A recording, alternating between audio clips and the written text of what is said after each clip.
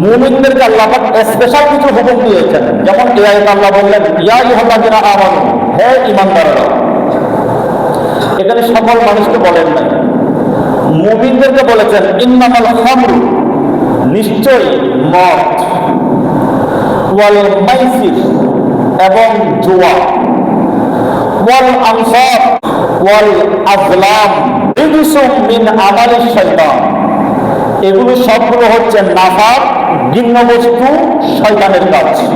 এখান থেকে আমরা পাই মদ, জুয়া, মূর্তি এবং বাদ্য নির্ণয়ের দৃশ্যবহ। আচ্ছা আমাকে বলুন, এমন একটা বাড়ি দেখান যার পাশে তার শত্রু নাই। যে কোনো কারণে, জায়গার কারণে হোক, চালচলনের কারণে হোক, সামাজিক কারণে হোক, শত্রু তোমার আছে। শত্রু নাই একমাত্র মুনাফিকের, কারণ সে আমার কাছে আসলে আমার, ওনার কাছে গেলে ওনার শত্রু নাই। মুমিনের শত্রু থাকবে, কারণ মুমিন যখন হক কথা বলবে স্বাভাবিক শত্রু বেড়ে যাবে। যেমন আজকে যে আয়াতটা আমি তেলাওয়াত করলাম, যখন আমি মাদক নিয়ে কথা বলবো, যারা মদ খায় আমি তাদের শত্রু হয়ে যাব। যদি বলি না মিডল স্তরে কথা বলি, আপনি খেতে পারবেন, কোনো সমস্যা নাই, তখন বলবে না উনি তো আমার মানুষ। তার মানে বোঝা যায় মুনাফিকের শত্রু নাই, মুমিনের শত্রু আছে। আমাদের যুবক ভাইয়েরা, আমাদের ছোট ছোট ভাইয়েরা কোন পথে যাচ্ছে তাদেরকে লক্ষ্য রাখতে হবে। যদি বলেন ওদের কাজ ওরা করতেছে, আমরা কি করব? আমরা কি করবো মানে আল্লাহ পাক আপনাকেই শাস্তি দিবে। হাদিস আমাদের মধ্যে আসছে, মেশকাত শরীফের হাদিস।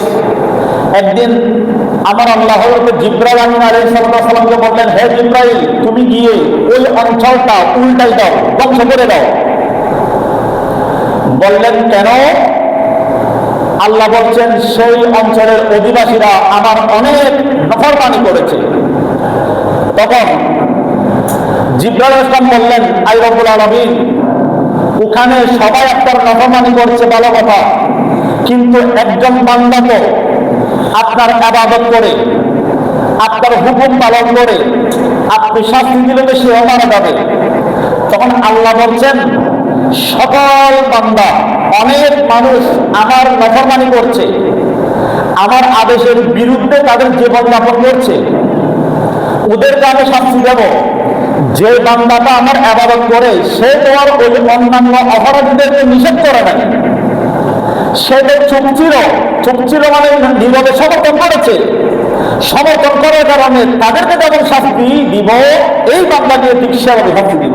বড় বড় বড় নাউযুবিল্লাহ। তাহলে বাঁচার কোনো উপায় নেই।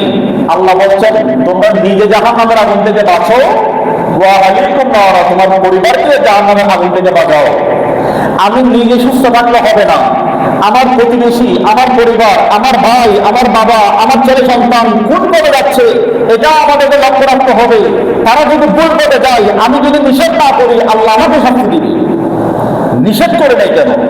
এরপরে বলছেন ওয়াল মাইসির, যারা জুয়া খেলে, জুয়াটা আরেক মারাত্মক।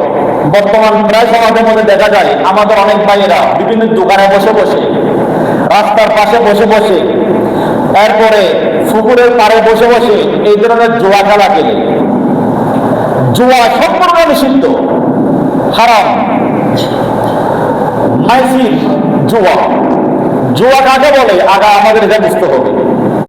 জাওয়াহিরুল ফিকাহের মধ্যে আসছে,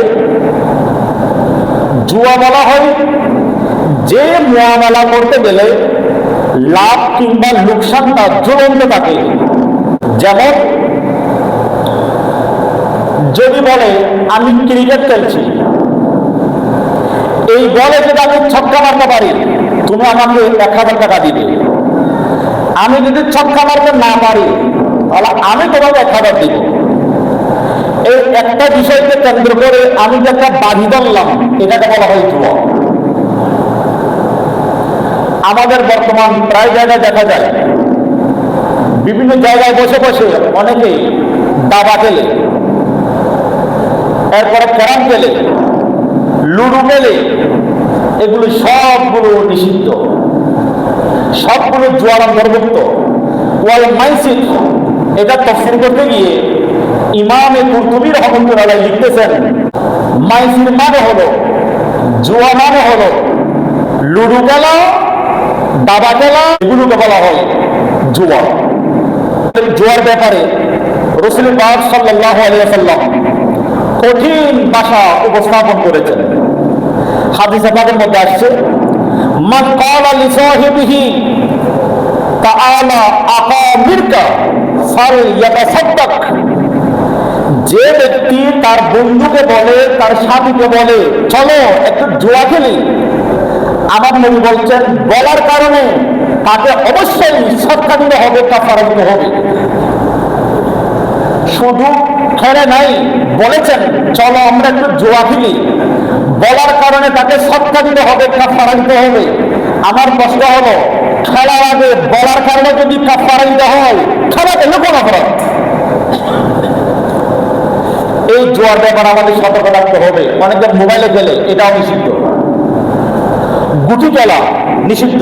হাদিসে পাকের মধ্যে স্পষ্ট ভাষা এসেছে, মুসলিম শরীফের 2660 নম্বর হাদিস, মান লাইবা বিন নারদি শিরি ফাকান্নামা সালাবা ইয়াদাহু ফি লাহদিল খিনজির ওয়া দামিহি, যে ব্যক্তি গুটি খেলা খেলে, নারদ মানে হচ্ছে গুটি খেলা, যে ব্যক্তি গুটি খেলা খেলবে সে যেন শূকরের রক্ত মাংসে নিজের হাতকে ডুবে রাখলো, শূকরের রক্ত মাংস দিয়ে হাতকে রাঙালো। আমরা যেটা লুডো খেলা খেলি, গুটি আছে কিনা? গুটি আছে। এরপর আর কতগুলো মার্বেল, এটাও গুটি। এক কথায় গুটি খেলা নিষিদ্ধ। হতে পারে ডাইরেক্ট খেলা কিংবা মোবাইলের মাধ্যমে খেলা, গুটি গুটি। সামনে ভবিষ্যতে আরো আপডেট হতে পারে, খেলা তো খেলাই নিষিদ্ধ।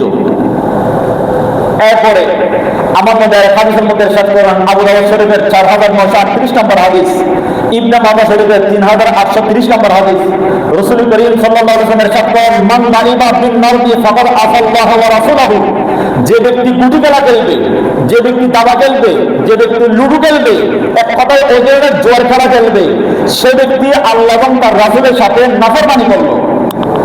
আল্লাহ এবং তার রাসূলের সাথে যে ব্যক্তি নাফরমানি করলো তার স্থান জাহান্নাম। অনেক ভাইয়েরা দেখবেন লুডো খেলে, দাবা খেলে। আচ্ছা, এটা হারাম কেন? দাবা খেলা হারাম, তার কারণ ইমাম শামসুদ্দিন যাহাবী রাহমাতুল্লাহ কিতাবুল কাবায়েরের মধ্যে বিস্তারিত লিখেছেন। দাবা খেলা এই জন্য নিষেধ, যেহেতু তারা বলে থাকে বাদশাহ মরে গিয়েছে, রাজা মরে গিয়েছে। দাবার মধ্যে মনে হয় রাজা বাদশাহ কিছু আছে। মুখে বললাম বাদশাহ মরে গিয়েছে, বাদশাকে আসলে বললো মরে নাই, মিথ্যা কথা বললো। যে কাজ করতে গেলে একটা হারাম কাজ সাব্যস্ত হবে, ওই কাজ করা নিষেধ।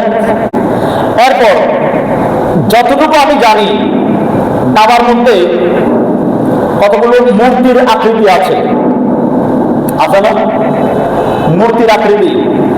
আমার নবী পৃথিবীর জমিনে তসবিহ মূর্তিকে সাজিয়ে রেখেছেন নাকি ভেঙেছেন? ভেঙে ফেলেছেন। খানায় কাবার ভিতর 360 মূর্তি ছিল, সবগুলো ভেঙে ফেলেছেন সময় সময়। আর আমরা সেই নবীর উম্মত দাবি করে সেই মূর্তিগুলোকে দাবা খেলার নাম দিয়ে আদরযুক্ত করে রাখি, আবার সেগুলো নিয়ে খেলা করি, সেগুলোকে সম্মান করি। এটার চেয়ে নিকৃষ্ট কাজ তার কিছু হতে পারে না, ঠিক কিনা বলেন? যে মূর্তি বাঙার জিনিস সেটাকে আমরা খেলার নাম দিয়ে আগলিয়ে রাখলাম।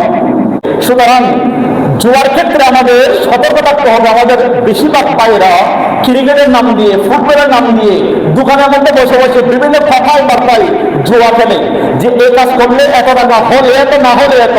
এই ধরনের সকল কাজ নিষিদ্ধ। যুবক ভাইয়েরা নষ্ট হয়ে যাচ্ছে জুয়ার কারণে। আমাদের সমাজে মুরব্বী যারা আছে সতর্ক থাকতে হবে, আমাদের কোনো ভাই যেন সে পথে এগিয়ে নেওয়া যায়। আমাদের দেশের মধ্যে আরেকটা বড় কিয়ামতের আলামত শুরু হয়েছে, সেটা হচ্ছে বিভিন্ন কিছু কিছু প্রতিষ্ঠানের কমিটি, কিছু কিছু প্রতিষ্ঠানের কমিটি বর্তমানে কিয়ামতের আলামত। যেমন মনে করুন, যেই ব্যক্তি প্রাইমারি স্কুল পাস করে নাই, সেই ব্যক্তিকে যদি হাই স্কুলের কমিটির সভাপতি বানানো হয়, উনি তো কখনো সে প্রতিষ্ঠান পরিচালনা করতে পারবেন? উনি নিজেই তো তারা 5 পাস করে নেই, উনি শিক্ষার্থী বুঝবে। এখন বিভিন্ন জায়গার মধ্যে দেখা যায় যারা জাহেল, আপনারা সবাই জানেন, দেখতেছেন বিভিন্ন জায়গার মধ্যে যারা জাহেল, ঋতু পরিবর্তনের কারণে ওনারা বলছেন আমি এই জায়গার প্রধান, যারা মুঠে লেখাপড়া নাই, এই মাদক জুয়া এগুলো নিয়ে ব্যস্ত, তারা আবার মাস্টার্স পাস করেছে, বিভিন্ন প্রতিষ্ঠানের প্রিন্সিপাল, ভাইস প্রিন্সিপাল, বিভিন্ন টিচার, বিভিন্ন আলেম ওলামা, ওরা যাদের শাসনের জন্য বসে থাকে। এগুলো হচ্ছে কিয়ামতের আলামত। বর্তমান সময়ের কিছু কিছু প্রতিষ্ঠানের কমিটি হচ্ছে কিয়ামতের আলামত। এই জন্য আমাদের সতর্ক থাকতে হবে, যে যেদিকে হোক না কেন, যে ব্যক্তি যেখানের জন্য উপযুক্ত পারফেক্ট, ওনাকে সেখানে দিতে হবে, যাতে প্রতিষ্ঠানটি সুন্দরভাবে পরিচালিত হয়। না হলে সব কিছু বরবাদ করে ফেলবে। আল্লাহ রাব্বুল আলামিন আমাদেরকে এগুলো বুঝার তৌফিক দান করুন। আমাদের যুবক ভাইদেরকে, এই সমাজকে মাদক জুয়া, এই মূর্তি পূজা সরাসরি হোক, ইশারা ইঙ্গিত হোক, প্রচারে হোক, যেগুলো চলতেছে, এই ধরনের কর্মকাণ্ড থেকে ফিরে এসে তওবা করে আমার নবীর সুন্নাতকে গ্রহণ করে জীবন যাপন করার সেই তৌফিক দান করুন।